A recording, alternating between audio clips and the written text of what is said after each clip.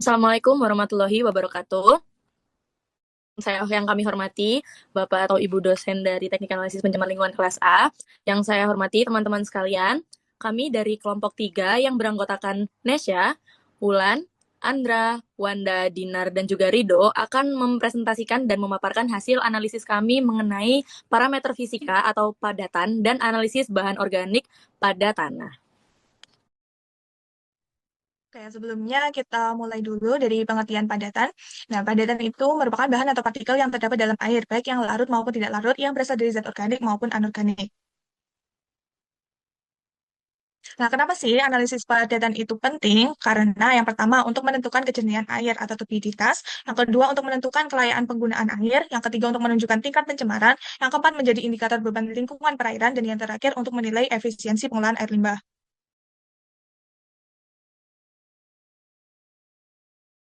Oke, lanjut teman-teman. Jadi untuk klasifikasi berdasarkan pemisahan fisik, yaitu klasifikasi ini membagi padatan dalam sampel cair berdasarkan ukuran partikel, terutama menggunakan proses filtrasi dan pengendapan. Nah, yang pertama ada total solids atau TS. Nah, total solid atau total padatan ini adalah semua bahan yang terdapat dalam contoh air setelah dipanaskan pada suhu waktu tertentu. Bahan ini tertinggal sebagai residu melalui proses evaporasi. Total solid pada air terdiri dari total padatan terlarut atau TDS dan total zat padat tersuspensi atau TSS.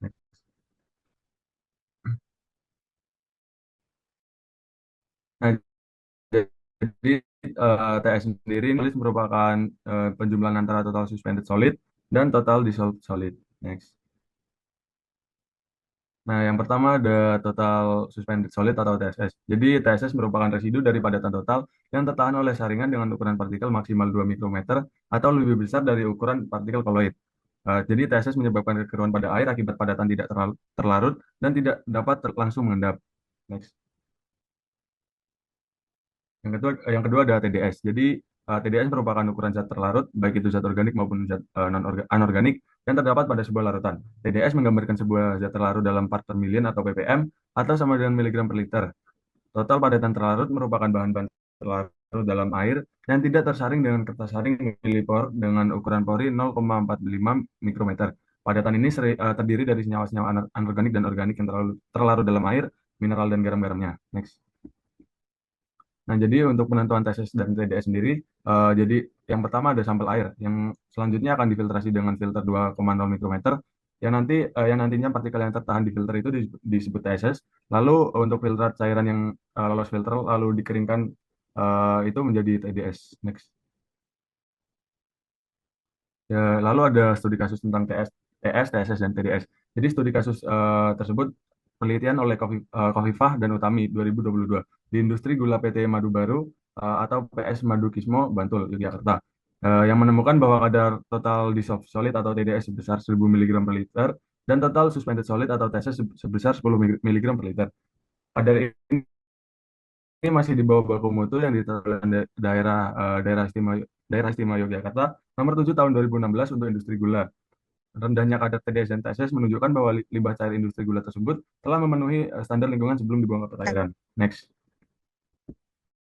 Nah, untuk selanjutnya yaitu klasifikasi berdasarkan pemisahan termal.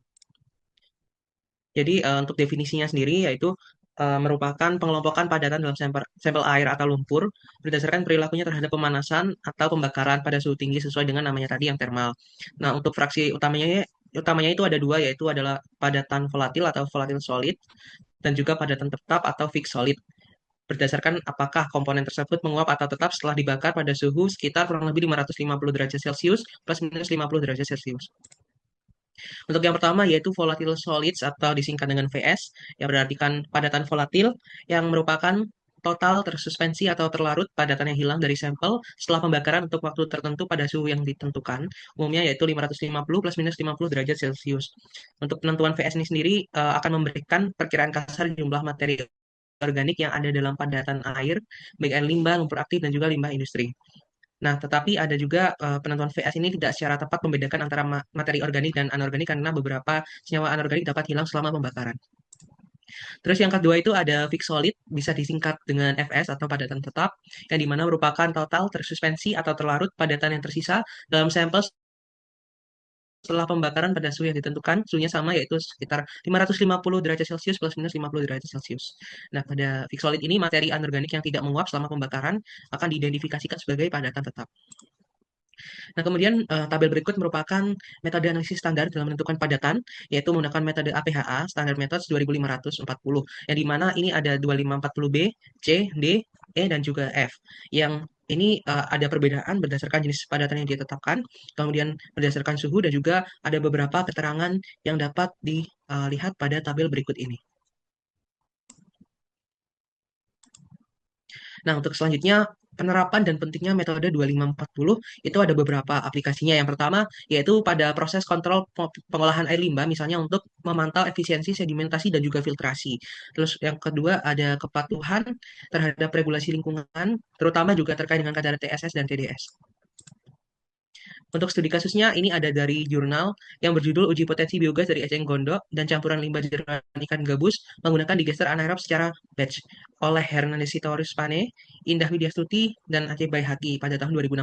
Untuk hasilnya sendiri, mengenai uji potensi biogas dari eceng gondok dan limbah ikan, itu juga menggunakan parameter yang sama seperti yang disebutkan sebelumnya.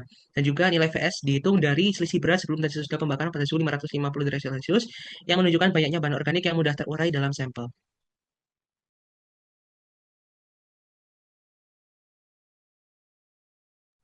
Lalu selanjutnya yaitu ada peran bahan organik dan juga acuan utama dalam pemisahan organik tadi. Yang pertama itu adalah peran bahan organik terhadap sifat tanah.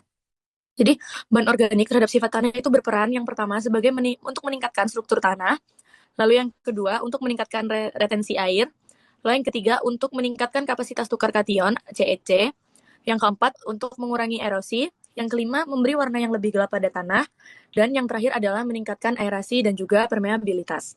Lalu acuan utama yang digunakan standarnya itu ada dua, yaitu ada SNI 0328161992 yang dimana metode pembakarannya itu untuk menentukan kadar bahan organik dan juga abu.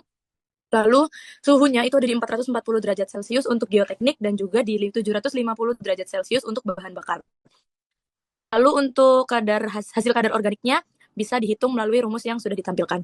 Lalu acuan yang kedua yaitu ada ASTM D2974887 untuk mengukur kadar air, abu, dan bahan organik pada organik dan tanah organik dan gambut, serta digunakan untuk klasifikasi dan karakteristik tanah.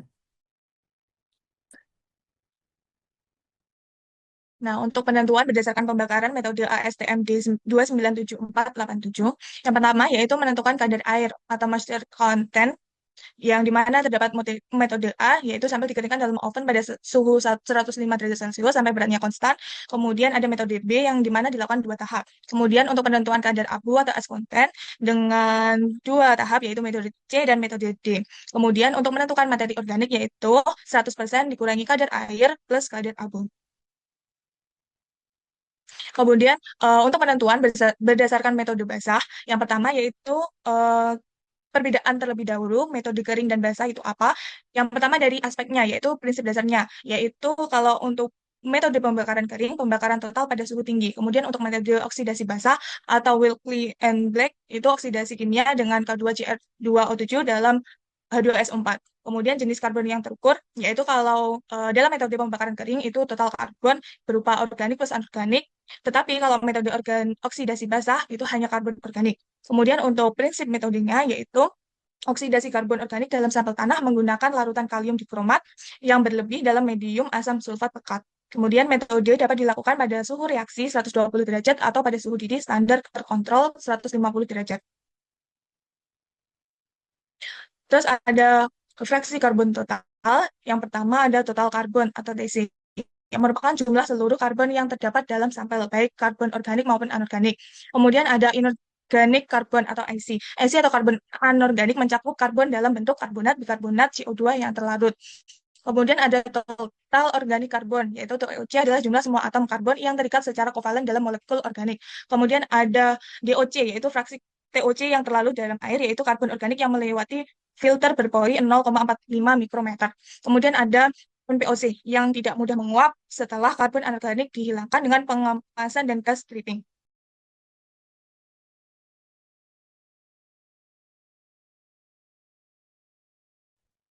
Baik, kemudian ada metode pengukuran motion method, yang dimana sampel dipanaskan pada suhu 680 hingga 950 derajat Celcius dengan katalis kobalt oksida atau platinum untuk mengoksidasi karbon organik. Pada metode ini cocok untuk sampel dengan TOC tinggi atau kandungan klorida atau halida lebih besar dari 500 mg per liter. Kemudian ada metode persulfat ultraviolet or heated persulfat oxidation method. Prinsip ini yaitu persulfat mengoksidasi karbon organik menjadi CO2 dengan bantuan panas atau sinar UV. Metode ini sensitif untuk sampel dengan TOC yang rendah. Next. Kemudian ada penghilangan karbon anorganik atau IC. IC ini harus dihilangkan sebelum pengukuran TOC untuk mencegah kesalahan hasil. Prosesnya sampel disesuaikan hingga pH kurang dari sama dengan 4 agar IC berubah menjadi CO2. CO2 dihilangkan melalui proses purging menggunakan gas murni. Verifikasi efisiensi diperlukan terutama jika IC tinggi atau mendekati karbon organik yang mudah menguap sehingga hasilnya disebut NPOC. Next. Kemudian ada metode A yaitu pengeringan oven standar. Metode ini merupakan prosedur standar yang digunakan untuk menentukan kadar air melalui proses pengeringan langsung menggunakan oven. Perhitungannya terdapat dua metode yaitu yang pertama presentasi massa extrusive atau total mass dan juga presentasi massa kering oven. Next. Kemudian ada metode B yaitu pengeringan dua langkah alternatif, merupakan metode alternatif yang digunakan untuk menghilangkan seluruh kandungan air melalui dua tahap, yaitu penguapan air pada suhu kamar atau pengeringan udara dan dilanjutkan dengan pengeringan menggunakan oven. Terdapat dua metode perhitungan juga, yaitu persentase mass extrusive dan juga persentase massa kering oven. Berikutnya ada prinsip pengukuran TOC, yaitu ada 3. Yang pertama ada acidification, yaitu pada tahap ini komponen IC dirubah ke bentuk gas CO2, kemudian gas ini dialirkan ke detektor untuk diukur atau dibuang ke udara. Yang kedua ada oxidation, yaitu proses oksidasi karbon pada sampel menjadi CO2. Terdapat beberapa tipe oksidasi. Yang pertama ada high temperature combustion, yang kedua ada HTCO, yang ketiga ada photo oxidation atau UV light, yang keempat ada photochemical oxidation. Next. Terus yang kelima itu ada photochemical oxidation, yang keenam ada thermochemical oxidation, dan yang terakhir ada electrolytic oxidation. Nah, yang terakhir itu ada detection. Detection sendiri itu dibagi menjadi dua, conducitivity sama non-dispersive infrared. Next. Next.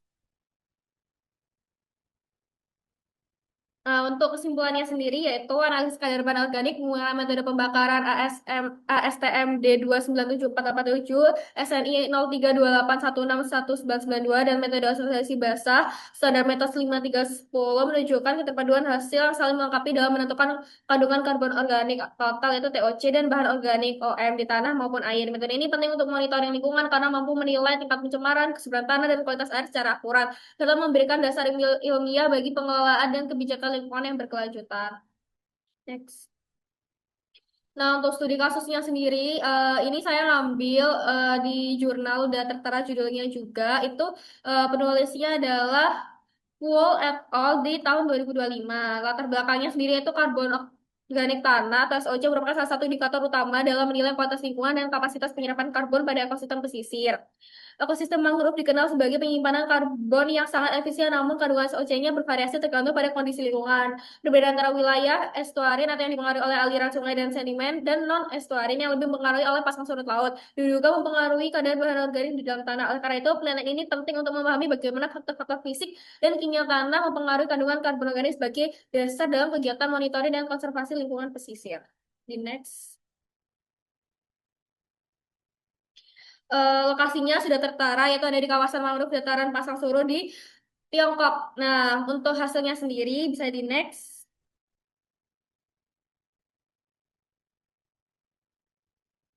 Faktor-faktor yang mempengaruhi SOC sendiri yaitu ukuran partikel tanah, unsur hara tanah, logam tanah, dan keterkaitan antar variabel atau kandungan pasir tinggi menunjukkan korelasi negatif terhadap SOC, sedangkan kandungan lempung tinggi memiliki korelatif positif yang kuat. Faktor fisik tanah berperan besar dalam menjaga stabilitas dan penyimpanan karbon organik. Next. Oke, sekian presentasi dari kami kelompok 3, teknik analisis pencemaran lingkungan. Mohon maaf apabila dari kami kelompok 3 ada kesalahan dalam berucap dan presentasi ini. Semoga materi yang kami berikan dapat bermanfaat bagi kita semua. Wassalamualaikum warahmatullahi wabarakatuh.